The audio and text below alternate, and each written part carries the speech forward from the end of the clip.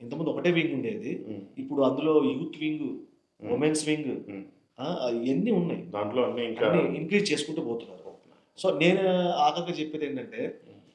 వీళ్ళకి అన్ని స్ట్రాటజీలు వాళ్ళు వాడుతున్నప్పుడు, హ్మ్. మరి దేవుని యొక్క బిడ్డలమైన మనకి ఎంత జ్ఞానం ఉండాలి? అవును. ఎంతగా మనం ఇంకా కొత్త కొత్త విషయాలు ఆలోచించుకుంటూ, అవును. అవును. ఒక కొత్త పద్ధతుల ద్వారా అవును. మనం దేవునిలోకి అంటే నేను ఎవరిని విమర్శించట్లేదు గానీ, హ్మ్. ఆంధ్ర, తెలంగాణ ఎందుకంటే ఒకటేనండి. లోకల్ వాళ్ళు ఇక్కడ 100కి 30% మాత్రమే లోకలోళ్ళు పనిచేస్తున్నారు. ఓకే. ఇంక మిగతా 70 మంది గూడా హుహు. అందరికి సపోర్ట్ కావాలి. ఓకే. సో, డబ్బులిస్తే మేము సేవ జేస్తాం. అవును. అట్లున్నారు. హ్మ్. ఈ రోజు కూడా ఇక్కడ ఎవరు వర్క్ చేస్తారంటే, సో, నేను అప్రిషియేట్ చేసేదేంటంటే తమిళియన్స్ ఓకే. బాగా వాళ్ళు వర్క్ చేస్తున్నారు. కమ్యూనిటీ ఇక్కడ చేస్తున్నారు. ఆ! ఓకే. వాళ్ళు సపోర్ట్ చేసే విషయంలో గాని హ్మ్. అని ఒక తమిళియన్‌కి హెల్ప్ చేస్తున్నారు. ఓకే. మలయాళీకి హెల్ప్ చేస్తారు. ఓకే. మన తెలుగోళ్ళు అసలు ఎక్కువ అసలు లేరు. లేదు. మీరు ఒక తెలుగువాడిగా తెలుగు క్రైస్తవుల గురించి మీరేం చెప్పదలుచుకున్నారు? నేను ఒకటే చెప్తా ఏంటంటే, హ్మ్.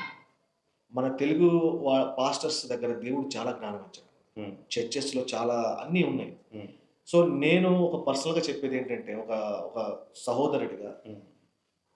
ప్రతి సంఘం నుంచి హ్మ్. కనీసం ఒక ఐదుగురినన్నా తయారు చేయాలి. ఓకే.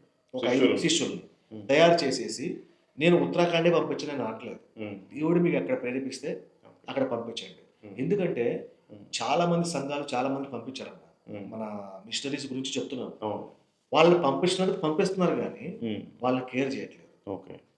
కేర్ చేయట్లేదు. హ్మ్.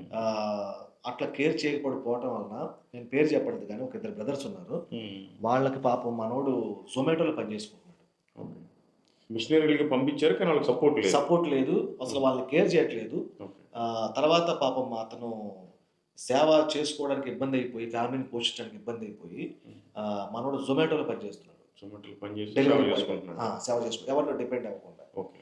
సో, ఇట్లా ఏందంటే ఆహ్, మనం పంపించే వాళ్ళకి కూడా కనీసం స్టార్టింగ్ ఇక్కడ ఎవరికీ ఏముండదు కాబట్టి, హ్మ్. మనం ఎవరినైతే పంపిస్తామో కనీసం వాళ్ళకొక ఒక బ్యాక్ బోన్‌గా ఉండి కనీసం అంటే లైఫ్ లాంగ్ కాకపోయినా గానీ, ఓకే.